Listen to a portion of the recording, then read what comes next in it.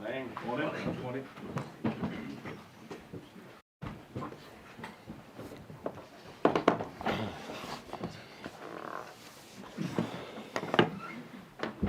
First three.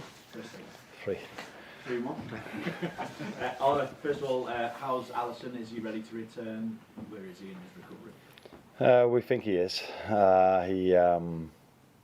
He trained yesterday a part of our session with the group, so we expect him to do the whole session today.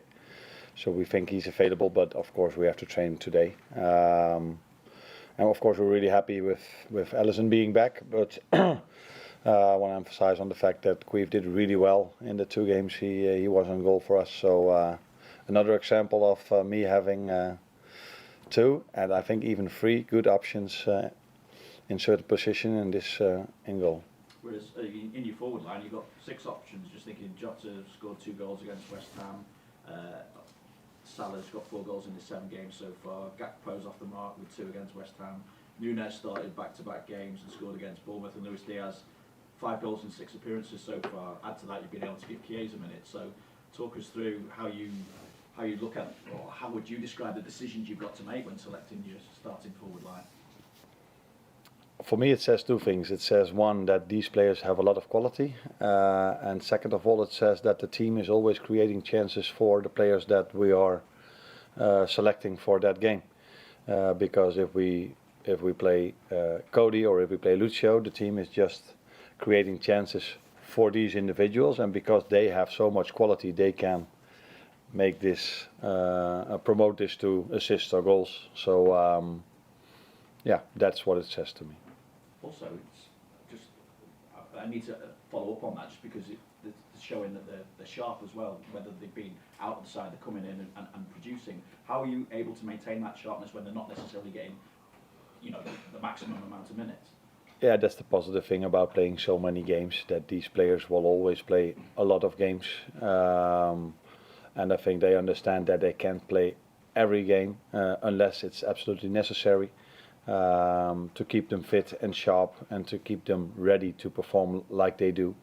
So as long as they accept the situation as it is, and that's what they're doing at the moment, because they have good numbers, and I see them smile a lot as well, then it's a very positive thing for us, and that's also one of my things on my job. I have to keep them alert and happy in the position they are in. Finally from me, I think I know the answer to this as well, but with regards to contract situations, obviously there's further talk of Trent being offered a new contract, continues to be linked with Real Madrid. How disappointed would you be if you only got to work with Trent and or Virgil or Mo for just 1 year? Because I'm guessing you're not going to bring us up to date on what the contract situation is at the moment. No, and you are just trying to find another way of asking me. I'm very happy that these 3 players are in my team at the moment, and there are a lot of games to be played in this season, and especially also in the upcoming week and weeks. So I'm really happy that I can select them, and let's see what the future brings. Continuing on with that theme of the depth of the squad, Curtis Jones obviously impressing in midweek as well, particularly after the change of position, when it's so necessary in this busy period that you've already spoken about. How impressed are you with this inherited squad's willingness to learn, adapt on the job, on the go? I think I've said it on many occasions already that I'm really happy with the squad I inherited, not only because of their quality, but maybe even more about the culture that Jurgen left behind. So all these players are team players, so they accept their role even if they are not playing, and they always want to work hard for the team first. And yeah, it's been a privilege to inherit a squad like I inherited from Jurgen. Wolves, obviously the opposition, struggling to get off the mark this season, just 1 point from their 5 games. What do you expect from them this weekend? I don't think it represents the way they played, and they had a very tough fixture list in the first 5 games. I think they played Arsenal away, Newcastle away, Villa away, Chelsea at home. So yeah, that's a more difficult schedule than we had, for example. So you always have to take this into account. And of course, I had to watch a few games of them because we play them tomorrow, and I can see that even the games were very tight and they deserved more than they got a few times. So I think they will be fine during the season. Hopefully not tomorrow, but they will be fine in the end of the season. Mike? Hi there, Arne. More encouraging signs this week with the victories against Bournemouth and West Ham. But in both games, you gave up quite a lot of chances to the opposition. How much of a concern is that? Because excellent goalkeeping from Quibin Kelleher in both games, but you can't always guarantee that goalkeeping excellence, even despite the fact you've got quality in that position. Yeah. Now the last thing you say is very important for us in the last two games, that we have a lot of quality in that position. On the other hand, we create a lot of chances as well, but in an ideal world we don't concede as much as we did in the last two games. But if there's one big difference for me between my former club and the competition I worked in and this competition, is that every team has so many quality players in their squad and in their team, that they're always able to create chances as well. So you also have to give credit to the teams we face and the quality they are having, but we need to do better in that aspect if we want to keep clean sheets more and more often. So we keep emphasizing on that. One of the reasons why the other team doesn't score that easy, it's also because we have a good goalkeeper, but if you every time count the bodies that are inside our 18-yard box the moment the other team gets a chance, that's also a real positive thing, and it makes it more difficult for the other team to score as well. Well, how do you address the question of doing better defensively? Because there's clearly a risk and reward element to the way that you play. Is it tinkering with what the players do individually and so therefore collectively? No, it's mostly about working on it collectively, but in our last game I think a few chances also came from set pieces. The goal they scored also came from a set piece, and their second big chance in the game was also a set piece. Then we lost one time the ball so easy where Summerfield could go on a 1v1. So but as always, it's always about the collective idea. That is what we have to improve, and then the individual quality that we have helps, of course, to become better as a team as well. Thank you, Bob.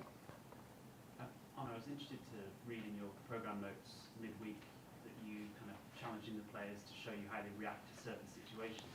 Interested to know maybe if there's anything particular that you've learned in the last week or so that maybe you weren't aware of before, or anything that stood out in particular? I've said it earlier, I learn day by day every time more about the players, because of course you know their quality, you know what they can do on the training ground, but we haven't faced many setbacks yet, although the Forest game was a setback for us. So you always want to learn how do individual players and we as a team react on setbacks. How do we react if we play a fantastic game with a great score? How do we react 3 days later? So you have to learn day by day, and that's what I'm doing, and then you try to adjust wherever you can to trigger them to get the best out of themselves, because it's all about offense, defense, and all these things we try to work on, but it's also every time you try to find a trigger for them to be on top of their game every single time they step out on the pitch. Carl? I know you've spoken generally about the depth of the forward line. Can I just ask you about Luis Diaz? 5 goals this season already.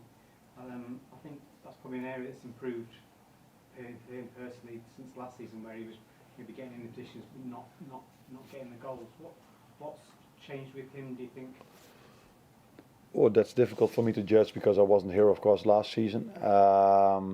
It's still a small sample size where we are talking about, and I said before also, when it comes to us winning quite a lot of games, that till now we've faced almost all the team we faced are on the bottom league of the table, is the way you say it, where of course we expect United to be on top of the table in the end of the, maybe not on top, but in the top of the table in the end of the season. So there's still a lot for us to prove. Maybe the fixture list helped us by this amount of goals the forward scored, And let's see if we can keep scoring so many goals if the fixture list is getting harder and harder, starting tomorrow in a difficult away game against Wolves.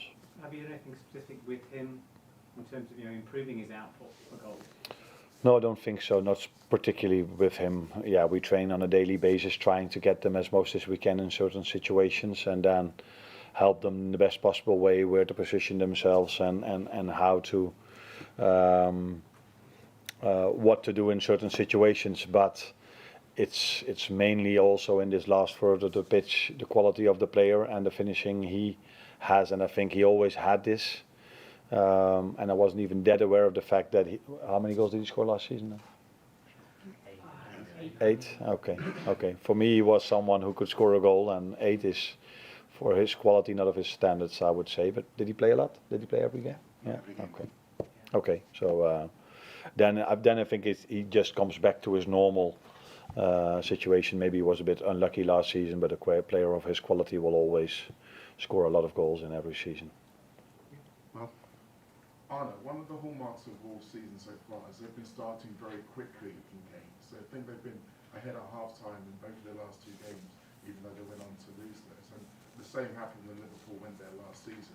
And then if you look at Liverpool's last few games, you obviously had the goal away in Milan, but there was a couple of early moments against Bournemouth and against West Ham where maybe concentration wasn't at its highest.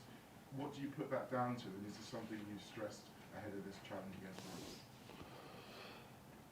If you look at us, our games, I think it's always in a game, the first 15 to 20 minutes, both teams have a lot of energy and they're all very hard and try to get maximum energy in the start, and then after 10, 15, 20 minutes the game mostly settles down, and then the team that, in my opinion, plays the best football gets the ball a lot and starts to play. But the first 15 to 20 are always 2 teams that are doing this. When it comes to Wolves, I'm not surprised that they go up because they play really good football, and I think they've been really unlucky not getting the results they might have deserved. And even last season, because that game where Liverpool won, they were also 1-0 up, and I think it took to the 85th minute where Robbo scored a goal, which he doesn't do a lot. But so that was also a tough game for us. So I think the players who played that game, and almost all of them are still in the team, know how tough it is to play over there. So we need to be ready from in the start, but that you need to be in every game, because like I said in the beginning, it's always 2 teams full of energy trying to come out in the best possible way. Any more last ones? Arne, how do you feel you came in at the start of the season after Jürgen? How do you feel, are you pleased with the progress of the team so far, where you are in the table? Did you expect to be this high up, especially with the fixture lists that came out? And can the players keep this going for the entire season? I think it's been a positive start, with a small disappointment of us losing at home against Nottingham Forest. I think every home game you lose is a disappointment, especially if it's not against the team that's competing for a top 4 position. Although you never know what Nottingham Forest is going to do this season, but that was definitely a disappointment. But overall, it's been a good start. Not a perfect one, because then we would have won. We should have won the game I was just referring to. But the style we play, the way we play, is still very close, I think, to what you guys were used to for 9 years. And which is quite normal, because we almost have all the same players like Jürgen had, and keeping results going is a good thing. Again, I have to mention about that the fixture list has been good to us, although you never know, maybe in 17 or 18 games these teams that are now on the bottom side of the table maybe go up in the upcoming weeks or months. So it's been a good start, but not a perfect one. Thank you. Do the bacon next door. Thanks, Arne. You're welcome. Okay.